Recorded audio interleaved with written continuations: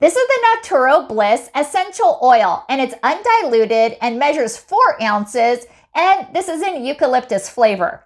They also provide you a dropper as well. And you can use this in a variety of different things, such as massage oil, as well as bath bombs, for your laundry, or the way we use it is for our diffuser. And it just makes the room smell so nice. So let me open it so you can see what it looks like. It smells so good. It smells like how it is right after it rains, that fresh earthy smell, and it just smells fantastic. So what we're gonna do is put some inside our diffuser, and just a few drops, 1 to 5 drops, and this is what it looks like. And you just put a few drops in, just like this. And then you can even squeeze this and have it on there all the time.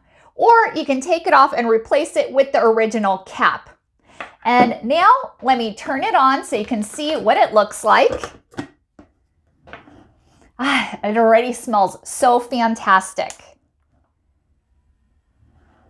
And voila, it's working and it just smells so good. This is again by NaturoBliss in the eucalyptus flavor. Thank you so much for watching and hope you found this video helpful.